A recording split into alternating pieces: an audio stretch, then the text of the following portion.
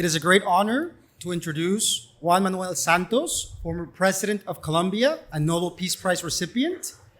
Recognized as one of the most influential leaders in the world, President Santos ushered in a new era of prosperity, peace, equity, and education throughout Colombia during his two-term tenure.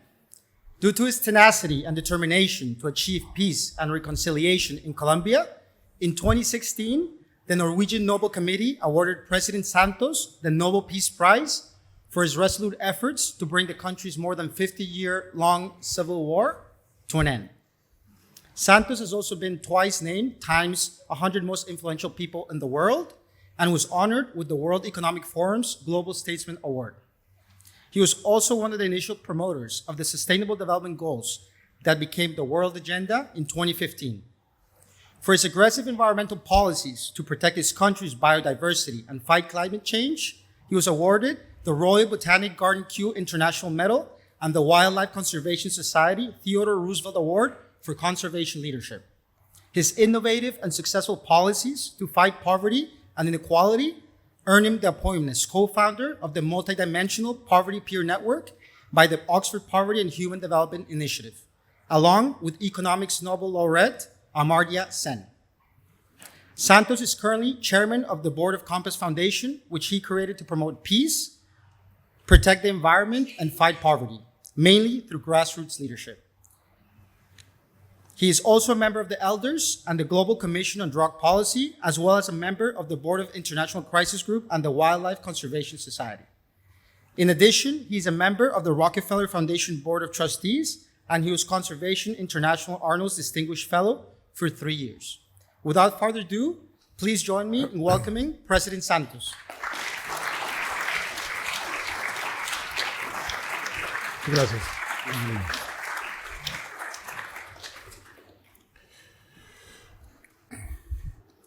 Well, good afternoon, and I'm honored and delighted to be here with you in this very special summit. I was told to talk between 10 and 20 minutes about the global leadership, Latin American leadership, and then we enter into a conversation with the president and with the audience. So I will start by simply telling you an anecdote. Exactly 1 month ago, I was in Washington as chair of the Elders. The Elders is a group that was founded in 2007 by Nelson Mandela to promote peace in the world. And I was invited to unveil something called the Doomsday Clock. The Doomsday Clock, for you that are not aware of what it is, was something that the inventors of the nuclear bomb, Einstein and Oppenheimer, suggested to a group of scientists. They told the group of scientists, listen, we are very worried with our invention, and we would like you to monitor how this invention is used by the world, because that's an existential threat. And these scientists decided to create a clock, and they called it the Doomsday Clock. It started 75 years ago, 7 minutes to midnight. Midnight is doomsday. And every year they get together and they assess the risks of existential threats to the world, and they change the clock.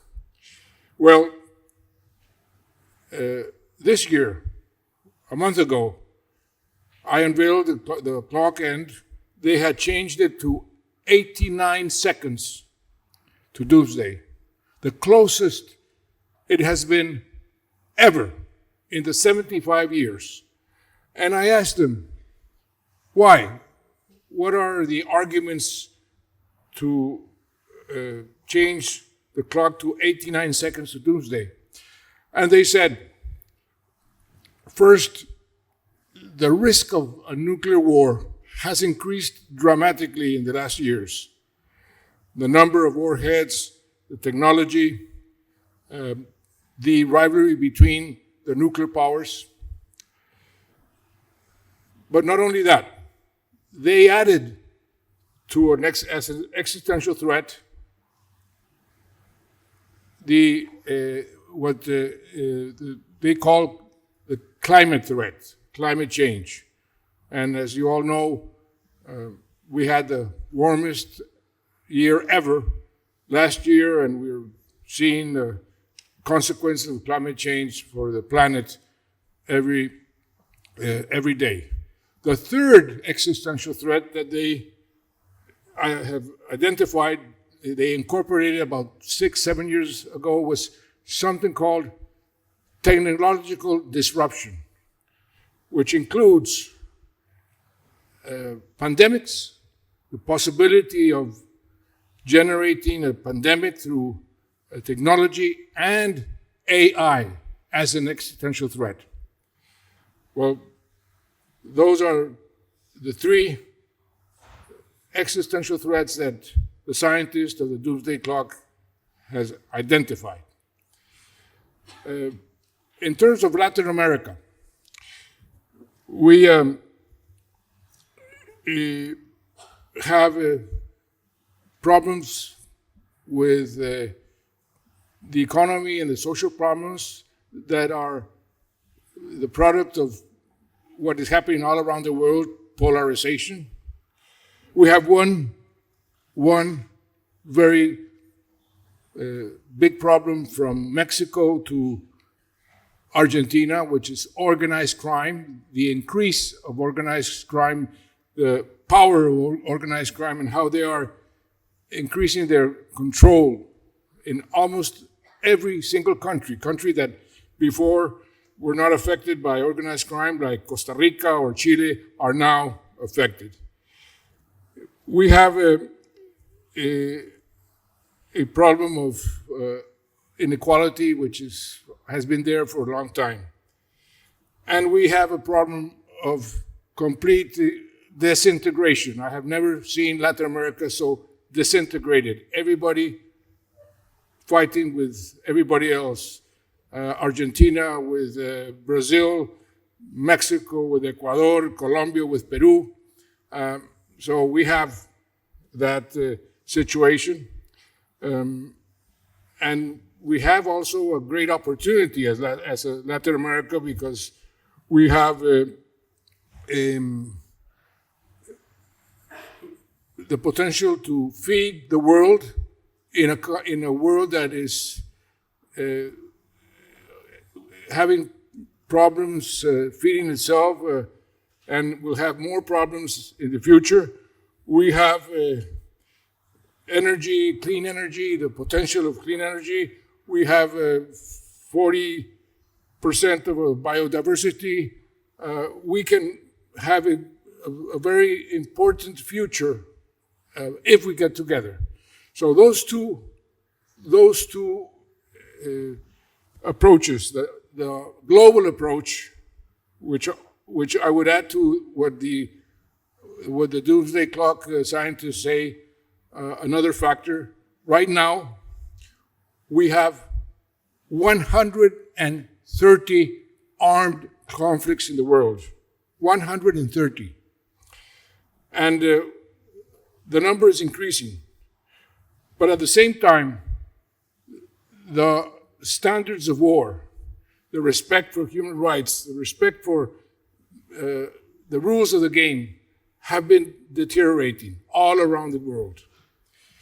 And to make matters even worse, the institutions that should be in charge of fixing that, the UN, the multilateral system, is getting weaker and weaker. So we have those two situations, and the question is, how do we fix that? What can we do? What is lacking?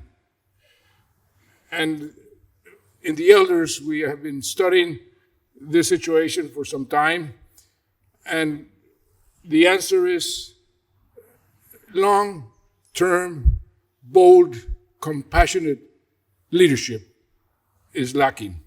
We have had leaders in the recent past who only think about the short term, the next elections, and they don't have the courage to take the decisions that are necessary for the long term, and they don't have the courage to sit down and have a constructive dialogue with the rest of the leaders. They are thinking of the short-term consequences, and that is why, because of geopolitics, the UN is weaker and weaker. That is why in Latin America, the leaders are fighting and fighting, and if they were able to identify just one common denominator, Latin America could be in much better position. So long-term, bold, compassionate leadership is what is needed. I will then very briefly refer to some personal lessons and experiences that I've had in leadership, which is the subject of this summit. I have learned during my life that there are some issues that you have to take into account, and I have applied them, and I've applied them successfully. First, remember the lessons of good teachers. One of my first teachers was when I was in the Navy, and he taught me how to sail. And I had no idea of how to sail. And he said, listen, if you want to sail, you need to know where you want to go. And you can use the different winds, the ones who are favorable to you or against you, to reach your port of destiny. And use that lesson in your life, in your company, in your government. Always know where you want to go, otherwise you will never get there. So port of destiny is one of the very important lessons that I learned in my early years as a cadet in the Navy. Then I learned how to use history, examples of people in history. And that's why, for example, when I became president, I remembered a book I read about Abraham Lincoln called The Team of Rivals, how he had invited his former rivals when he became president, the other candidates, to become part of the government in order to have the majority in Congress to win the war, the Civil War, but also to do away with slavery. So I did exactly the same. And I got 80% of the Congress in my favor, and I was able to approve all the reforms that we needed to put in place our policies. Another lesson is be innovative, take risks, and hear good ideas. That's how, for example, I called my former professor of 40 years before, when I was at the London School of Economics, an Indian professor called Amartya Sen, who then became very famous. He won the Nobel Prize for Economics. And I remember that he had a very different idea of how to fight poverty. And poverty in Colombia and Latin America and in the world is a big problem, especially the developing world. So I called him, Professor Sen, this is your former student. I just became president. We haven't seen each other for 34 years, but I would like to see if you could help me. I want to apply your ideas in my country. And he said, oh, how interesting. Could you come to Oxford? So I went to Oxford. And we established a group that went to Colombia, and we started a policy called the Multi-Dimensional Poverty Index, which fights poverty not by, and defines poverty not by the amount of money you earn, but the basic needs a person or a family has to have a dignified life. And Colombia started that with great success. Why was it successful? Because it allowed the government to concentrate the social investment where it had the biggest impact on fighting poverty. So Colombia, during those years, was the country in Latin America that was more successful in fighting poverty and reducing inequality.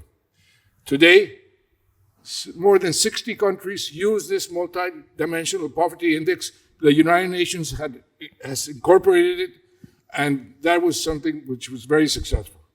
Another lesson was hear good ideas. As soon as I became president, two young, very bright women who were working in the Ministry of Foreign Affairs came to me and very intelligently touched my ego. And they said, Mr. President, do you want to be a global leader? And I said, of course. I said, well, we have an idea. The Millennium Goals will expire in 2015. They should be renegotiated, but completely different, with two very important ingredients. The developed countries should be responsible, and the environmental aspect has to be a priority. And I said, what do you need? Your support. And so they started a marvelous multilateral diplomacy, country by country. The first country that supported that was Peru, the second Guatemala, then they went to India, then they went to Uganda, and slowly they generated a critical mass, and this eventually became the world agenda. 2015, every single country in the world voted for the SDGs, the 17 Sustainable Development Goals. Another idea, a good idea, was a British lord. I was in Davos, and he said, hey, listen, I was thinking about why doesn't Latin America integrate more successfully? Why don't you promote integration with the Pacific, countries which have a coast in the Pacific, in a different way? So I went back to Colombia. I called the Peruvian president and said, this guy is suggesting that we integrate the countries that have a coast in the Pacific in a different way.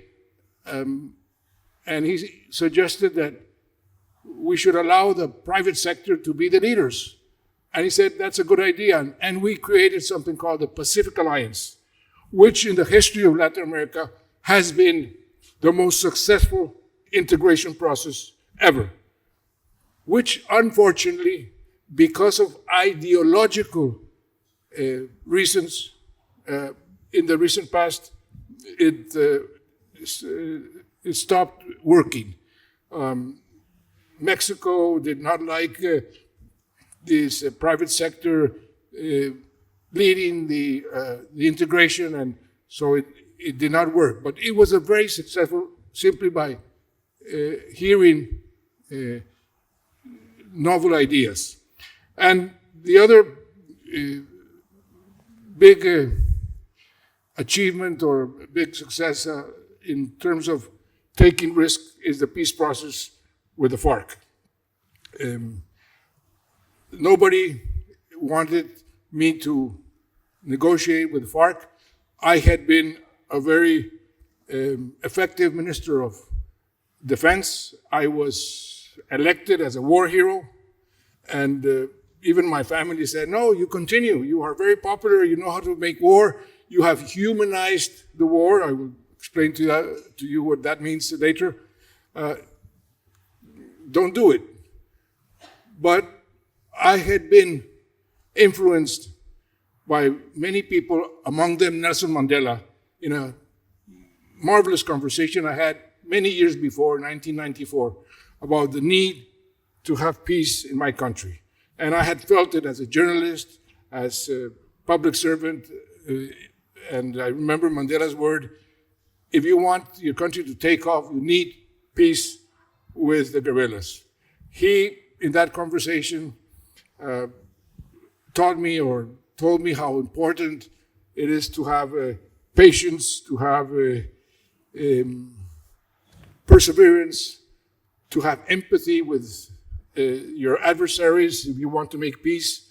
And that was extremely, extremely useful for me to start this peace process. I studied very carefully other peace processes around the world, what was applicable to Colombia, what mistakes my predecessors have done, why had they failed. And so we came up with a series of conditions, necessary conditions for a successful peace process. There's another very important lesson. When you have a big objective, you have to identify the necessary conditions that would allow you to reach that objective. And I identified some conditions, the military balance of power being in the hands of the state, the neighbors had to become allies in the peace process. The commanders of the guerrillas had to be convinced that personally, for them, it would be better to negotiate peace than to continue being warlords in their regions. And so I had the opportunity as a Minister of Defense and then as President to create these conditions. And we started a peace process, very difficult. Making war is much easier than making peace. I lost my political capital, as I was warned it would happen. I was called a traitor because I had been elected as a war hero and then sat down with the guerrillas to negotiate peace.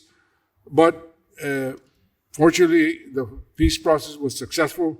It is right now considered one of the best references of a peace process ever in the world. And looking back, I'm happy I took the risk because I could have continued making war, but making war for 20 or 30 more years would have been devastating for my country. I will stop here because my 20 minutes have finished some minutes ago. Maybe with the President I will...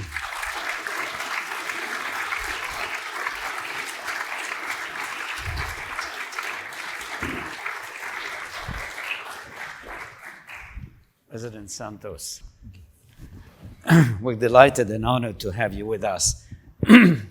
So afterwards, thank you for this and for the courage. It must not have been easy to be opposing him. And so maybe I should start by interviewing you and ask you, why didn't you want the peace? No, but you don't want to have that. So maybe you can answer this question, President Santos. Why didn't your family even want that peace process to start? Well, first of all, because all of my predecessors had failed. And they said, you're going to fail again. These guys are not, you cannot trust them. They are very powerful. And they want to continue making war. Why, if you are right now so popular, you have demonstrated that you are an effective making war and as Minister of Defense. They elected you because of that.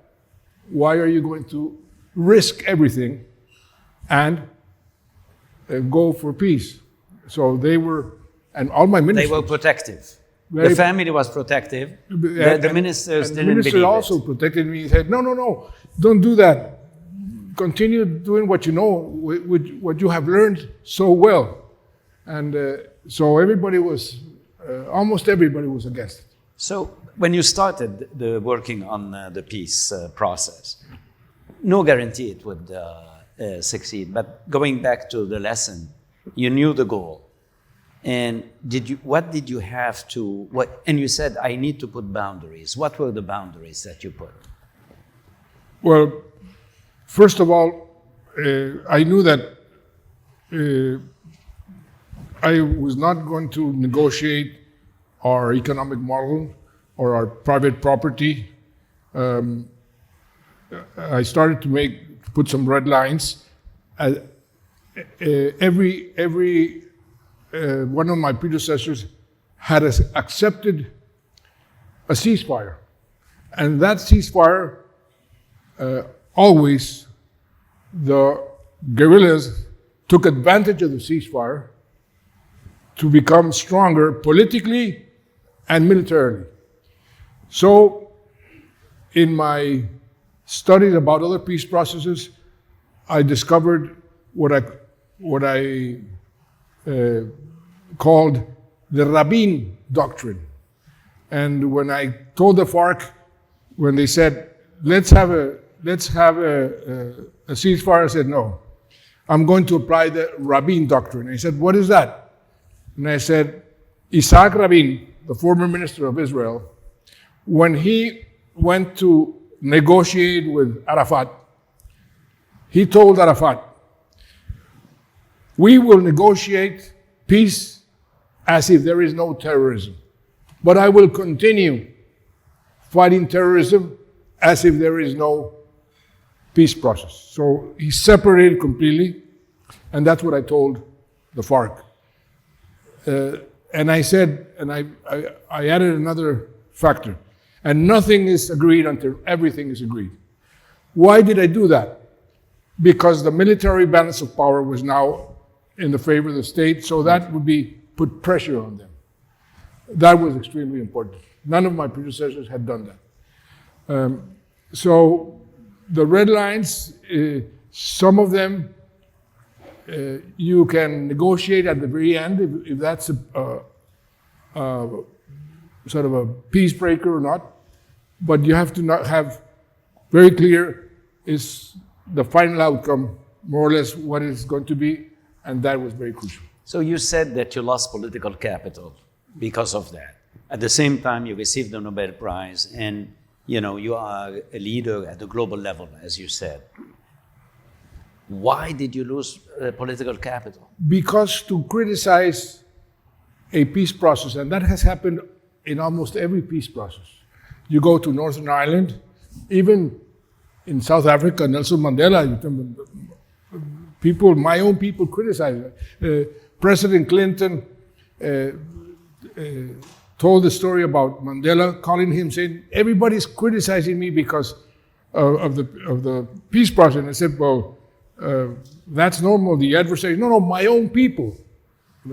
Because a peace process boils down to one very simple decision. Where do you draw the line between peace and justice?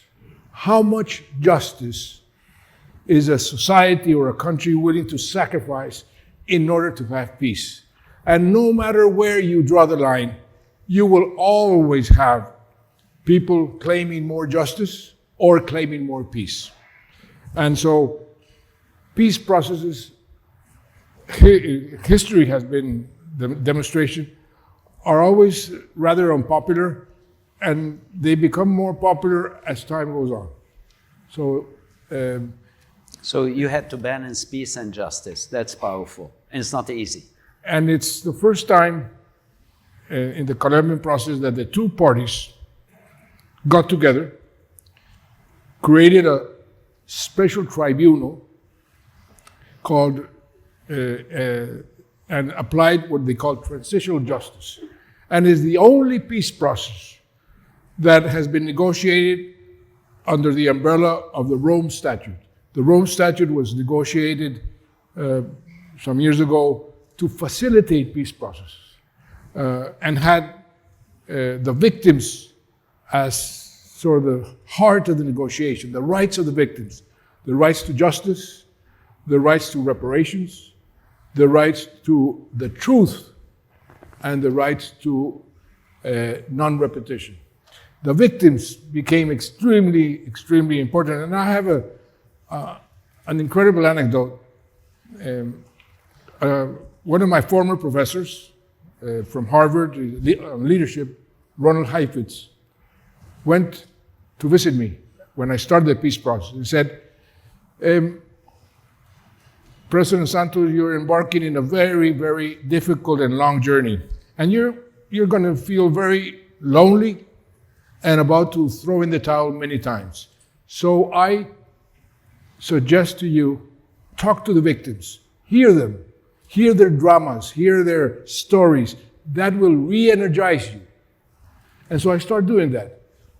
But I was a bit reluctant because transitional justice means that the perpetrators of the most atrocious crimes will not go to jail, but will be sanctioned in another way, repairing victims. And that is difficult to digest, difficult to understand. So I thought that the victims would be a bit reluctant.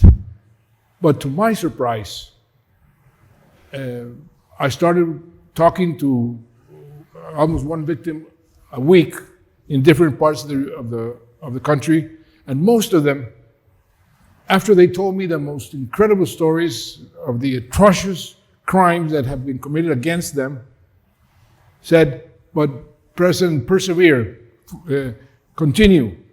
And I asked them, why are you so generous if I just told you that the person who raped and killed your daughter is not going to a normal jail, but is going to be sanctioned in another way? Why are you so generous? And most of them said to me, because we don't want other people to suffer what we suffered.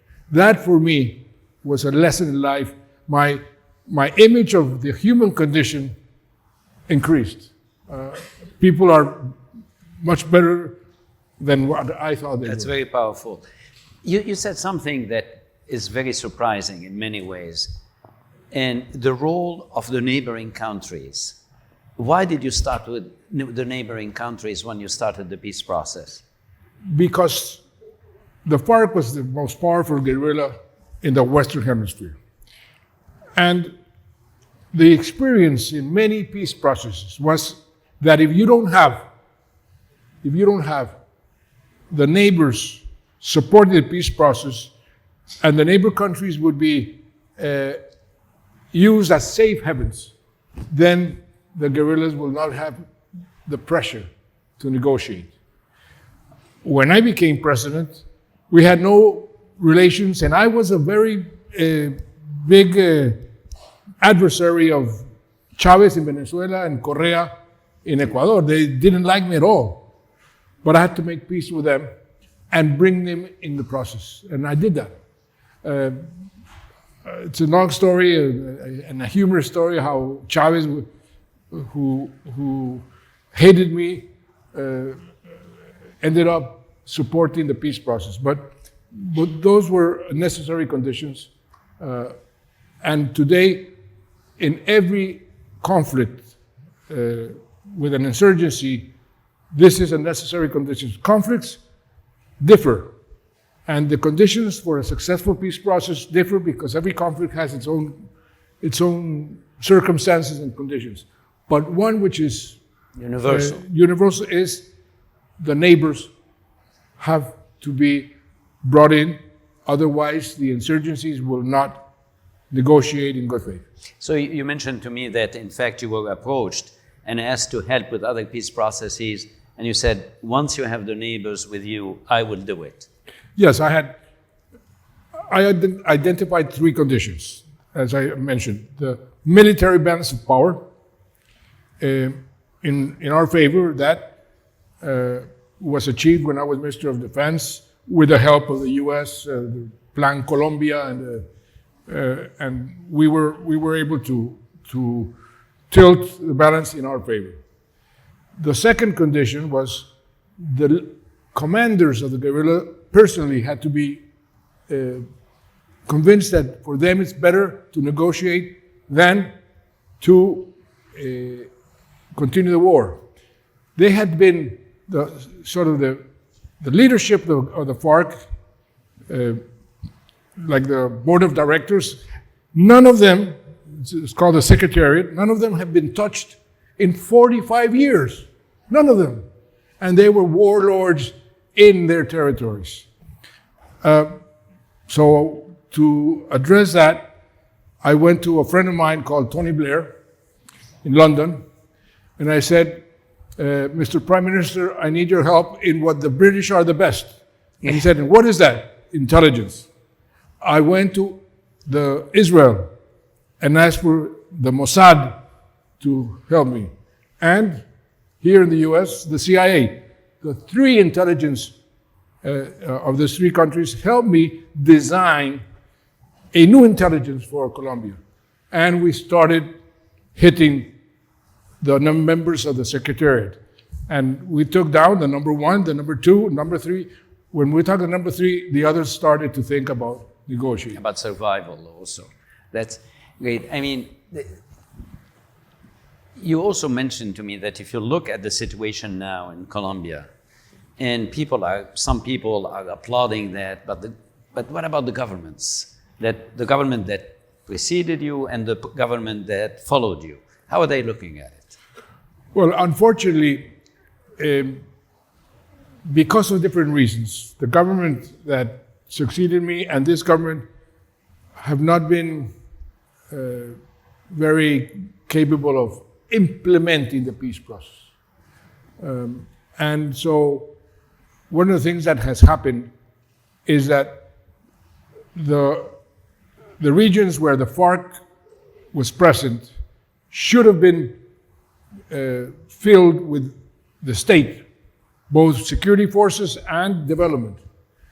And that has not been done or on a very small scale. So what has happened? Because Colombia, there's, unfortunately, we are well known for our drug business. These are areas where the drug business is very profitable and dynamic. So the small criminal bands started to feel the vacuum. And what we're seeing right now is organized crime, as I mentioned, happening in the whole of Latin America, fighting among themselves for the control of the territory where the drugs are produced or transported. And that is what is happening right now in Colombia because the peace process has not been fully implemented. What do you mean by fully implemented? Because there was a plan very carefully designed for these regions to have the development plans that were negotiated with the communities, 17 development plans, at the same time bringing the judges and the security forces, the state. These were regions where the state had not been present for half a century or more, or never. Yeah, I see. So that is what I mean by not being fully implemented. And you mentioned also something about Latin America, that in fact the drug lords are competing and fighting, and you indicated that this is clearly because Latin America is not united. Latin America is not united. Well, yes. Well, organized crime is growing everywhere, but Latin America is, in my view, in Latin America is the number one problem. And these organizations are now multinational, very sophisticated. They use, you're an expert in artificial intelligence. They use artificial intelligence. In many ways, they are more sophisticated than the governments.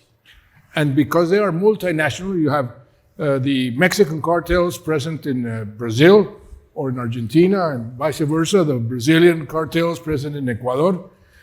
You need also cooperation among the countries to fight these organizations. But because we are so disintegrated, this cooperation has been very weak. And so the criminal organizations have taken advantage of that, and they simply use the lack of cooperation among the countries, among the governments in the countries, to expand their business. For example, President Trump, instead of trying to take over the Panama Canal, he could maybe say, I have a proposal for Latin America. Let's work together against organized crime. Everybody would respond Together. yes. And so what you are saying is so compelling and so appealing. When you were there, you tried to build a coalition in Latin America. Why didn't it last? Because of ideology. And that is a problem worldwide. This polarization that we're seeing, the lack of consensus among countries is weakening the democracies. I mention very often something that is more and more relevant. The first president of the first democracy here in the United States, George Washington, when he was offered to become president for the third time, he said, no, democracy should depend on institutions, not on people, on persons. And he made a farewell address.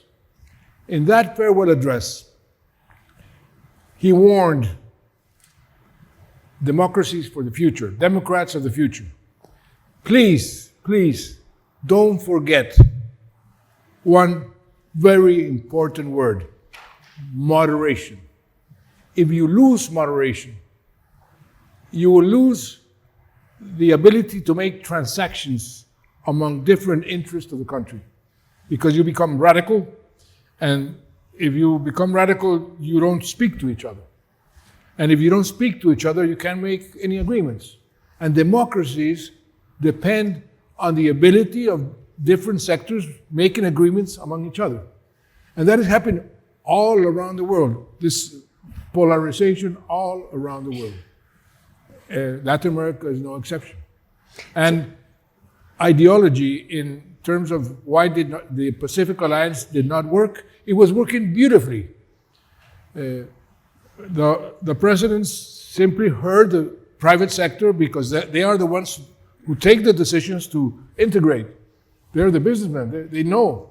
And we simply followed their suggestions. Okay, let's make this, let's correct this regulation, and trade among the countries flourished, and the interest in Latin America and in that particular integration became, Canada wanted to become a member, Singapore wanted to become a member, Australia wanted to become a member, and suddenly the Mexican president Said no. López Obrador, I don't like the private sector leading this.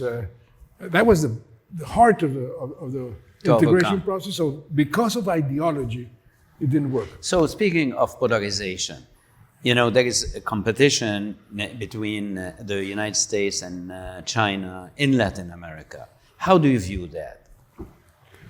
I view that if the United States doesn't play the cards correctly, China will take advantage. And so that's why So what does it mean to play the cards correctly? Well, to instead of threatening with tariffs, instead of bullying the different countries, let's sit down and have a dialogue. I use an expression that Nelson Mandela used to use very often. The most powerful weapon in the world is to sit down and talk. Talk, dialogue, but not any kind of dialogue. It has to be what he called constructive dialogue. And what is a constructive dialogue?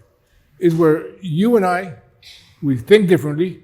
I sit down and I want to understand why you think the way you think. And I learn from you.